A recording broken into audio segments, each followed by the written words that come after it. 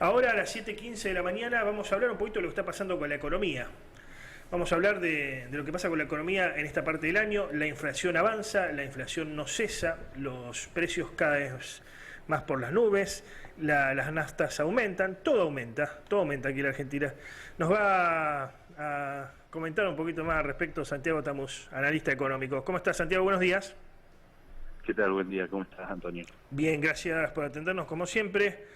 Bueno, a ver, ayúdanos a entender lo que está pasando en la Argentina hoy.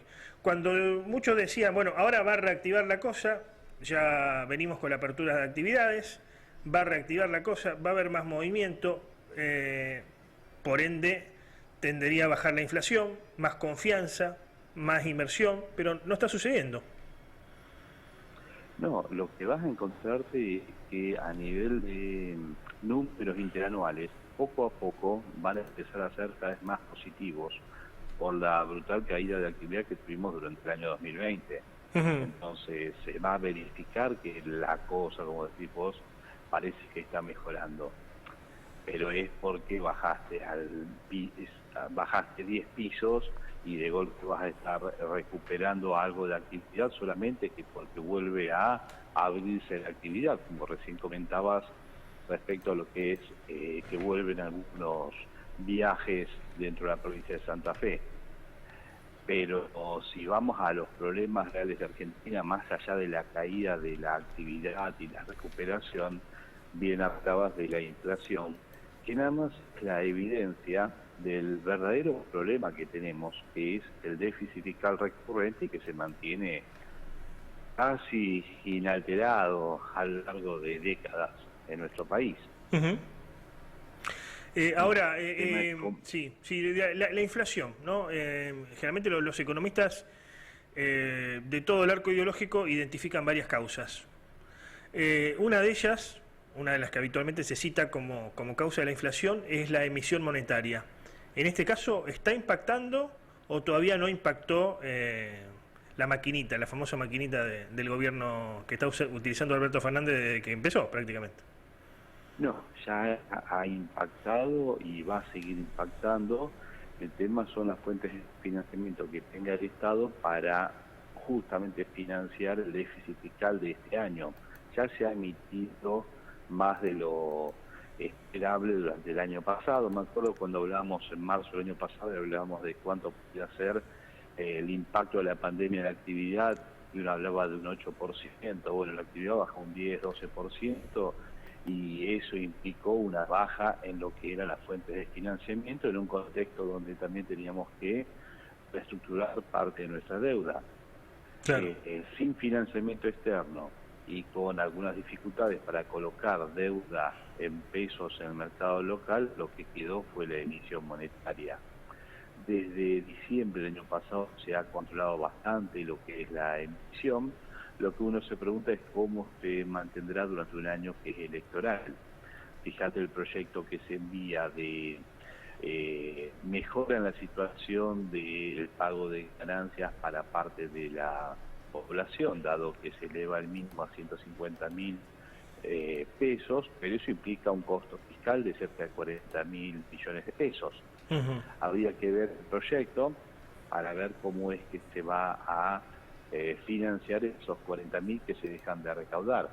Y es solamente una muestra de las necesidades fiscales del Estado, por ejemplo, el mantenimiento de los subsidios para mantener atrasadas las tarifas, también implica lo que es erogaciones de parte del Estado para compensar a las empresas. Y otra vez, o recurriste a la emisión de deuda o lo que es a la emisión de pesos. Estoy muy a favor de lo que es la emisión de deuda antes de la emisión de pesos por justamente el impacto inflacionario.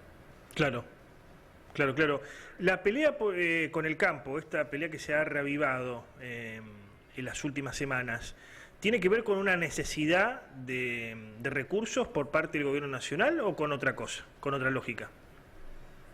Mira, cuando colocaron nuevamente las retenciones allá por el año 2002, la justificación era luchar contra el aumento de los precios derivados de el impacto de que subía el tipo de cambio y por lo tanto aumentaban los precios internos de los productos vinculados a esas commodities que se evalúan en dólares.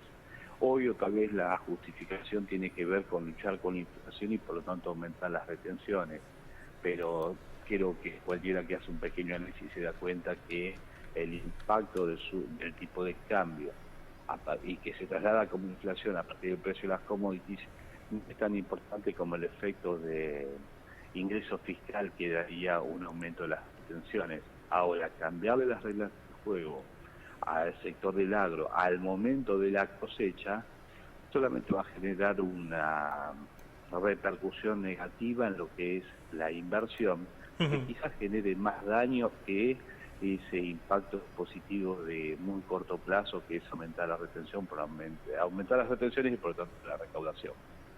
Acá la breve dinámica que vos tenés que fomentar es la inversión y las exportaciones, y de esta manera no lo vas a lograr. ¿Cuál es la estrategia, si es que hay estrategia, ¿no? Siempre uno piensa que hay estrategia y que para ello los funcionarios, los políticos no gobiernan, pero ¿cuál es la estrategia con los organismos internacionales? Porque lo que parecía ya finiquitado con el FMI parece que se lo está tirando para adelante. Ahora se habla de mayo como fecha para que finalmente se rubrique el acuerdo. Falta lo del Club de París. ¿Cuál es la estrategia? Si es que hay estrategia por parte de Martín Guzmán y compañía. Yo creo que en este momento, como tenés un año electoral por delante, la estrategia es tirar un poco más hacia adelante los acuerdos, por el hecho de que con el acuerdo viene un ajuste fiscal. Estamos hablando de un déficit fiscal que va a ser importante este año. No me animaría a decir cuánto de los 8,5 trillones de pesos de gastos nacionales van a ser generalmente financiados y cuánto va a ser cubierto por emisión, como habíamos hablado antes, y sabemos que un acuerdo con el FMI viene con un ajuste. Viene con ajuste. Entonces, nadie ha ganado una elección en medio de un ajuste, lo demuestra justamente Macri de la elección anterior. Entiendo que si yo estuviera del lado del gobierno, estiraría cualquier tipo de acuerdo, o por lo menos de implementación de lo que se acuerde. Quizás estaría bueno el anuncio antes de las elecciones y el efecto de ese anuncio después de las elecciones, y ahí sí, realizar los cambios necesarios para poder dar un poco más de racionalidad a la economía. Si me pusiera al lado de si puedo elegir el timing del acuerdo, y prefiero el anuncio del acuerdo antes y después de las elecciones hacer efectivamente los cambios que son necesarios. Ahora, como es tan heterogéneo ideológicamente lo que es el gobierno que actualmente está frente a nuestra economía, la realidad es que uno piensa que con un acuerdo con el FMI vendrá racionalidad y justamente se luchará contra el déficit, que ya es un tema recurrente que estamos hablando, pero me queda un poco la duda respecto a lo que era la más kirchnerista del gobierno, qué es lo que piensan hacer en lo que es el futuro, la futura gestión de la economía mirando a 2 años, 3 años hacia adelante. ¿Se puede hablar de halcones y palomas en este caso, en la parte económica? Sí, me parece que sí. Tenés un discurso muy heterogéneo de aquellos que están ocupando distintos cargos en gobierno. Uno ve un montón de gente con muy buenas intenciones respecto a el futuro, cómo manejarse, y al mismo tiempo, por otro lado, aparece otra gente que, ojo, seguramente con muy buenas intenciones de su parte o con su ideología, pero que plantea cosas que son totalmente impracticables, por lo menos en una economía pseudocapitalista como la nuestra. Es más, una economía totalmente socialista, ¿no? Me gusta eso, lo de pseudocapitalista, que comparto, ¿no? Nunca llegamos a hacer lamentablemente un capitalismo en serio. Muchas gracias por el contacto, un placer como siempre, Santiago. Un abrazo, hasta luego. Adiós.